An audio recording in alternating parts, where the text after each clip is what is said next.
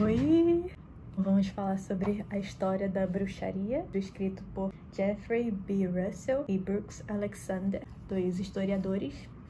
O que é uma bruxa? Esse questionamento. Para nós, aqui no século XXI, a gente tem muito já na cabeça a bruxa dos filmes, dos quadrinhos, dos desenhos animados. Esse estereótipo foi muito importante de um jeito muito ruim para colocar essa imagem da bruxa como uma velha, feia, mal amada que faz mal para as pessoas. Mas uma bruxa, na minha visão, assim, porque eu sou uma bruxa,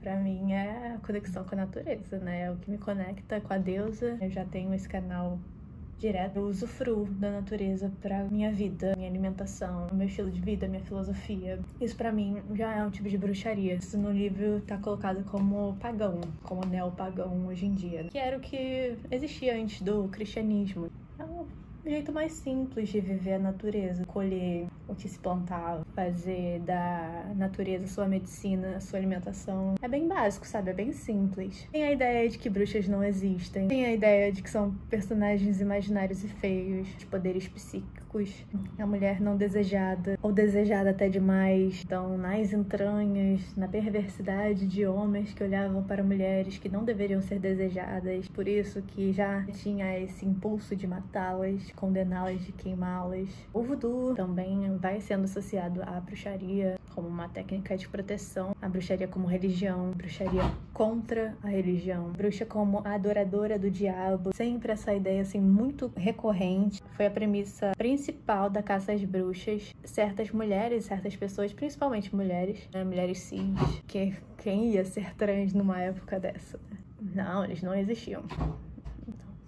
Bom, a adoradora do diabo, que fazia pacto com o diabo, que ia totalmente contra a igreja. O cristianismo foi crescendo tanto que foi colocando-se como uma visão única de mundo. Qualquer contraponto ia ser totalmente punido. No cristianismo, assim, bem extremo, e eu não estou desrespeitando ou criticando a religião de ninguém, a crença de ninguém, eu só tô dizendo, né, que nos primórdios, esse cristianismo, de uma forma bem extrema, era colocado como a crença em um Deus bom e masculino, nessa lógica de bem e mal, masculino e feminino, qualquer coisa que fosse feminina já estava indo pro caminho do mal. Então, por isso que homens, nessa lógica, sempre foram muito privilegiados. E a bruxaria meio que estaria nesse campo de dominância feminina, tá? Conectado com a fertilidade, com a mãe natureza. Mas não são só pessoas, né? Mulheres femininas, pessoas trans também, pessoas dissidentes, pessoas pretas, pessoas LGBTs. Toda a diversidade existe dentro da bruxaria e é totalmente disponível, totalmente aberta, plural. Mas nesse tempo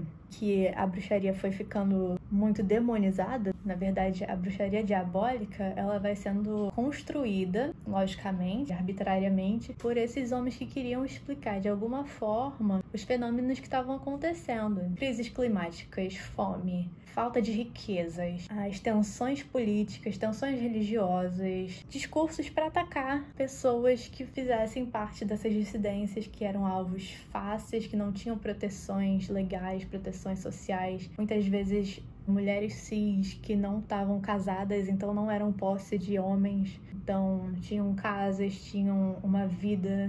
Mesmo aquelas que frequentavam igrejas que eram cristãs, muitas vezes eram denunciadas por bruxaria por muito pouco. Isso foi crescendo cada vez mais.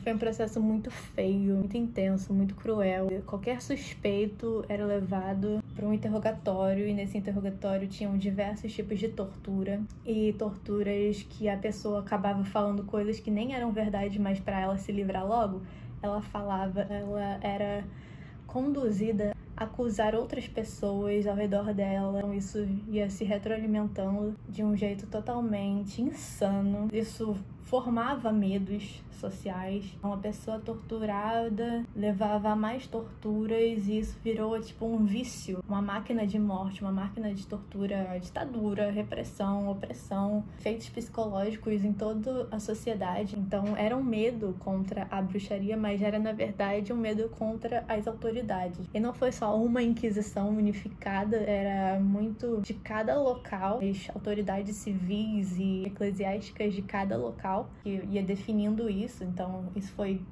muito pela Europa, uma limpeza etnográfica dentro da Europa, e isso foi expandindo para América do Norte, nas Ilhas Britânicas, outros lugares, vários cantos. Eles têm essa caça às bruxas de 1450 até 1750. A partir de 1700 ela vai declinando, mas foi muito forte nesse processo. 110 mil torturados, de 40 a 60 mil mortos, executados, queimados, enforcados. Tudo isso, né, todo esse genocídio foi, com certeza, trazendo efeitos até hoje, né? Tem muita gente que tem preconceito com a bruxaria em si, né, até hoje, por causa de toda essa maldade contra as bruxas em geral, que formou esse estereótipo da bruxa como um ser violento, como um ser diabólico, sendo que muitas vezes nem tinha conexão com o diabo. Era só porque era algo que não tinha Jesus. Então, se não tem Jesus, necessariamente tem diabo. E não necessariamente. E mesmo quando tinha Jesus, até nisso, tinha diabo também, porque eles precisavam disso. Eles precisavam falar que tinha isso.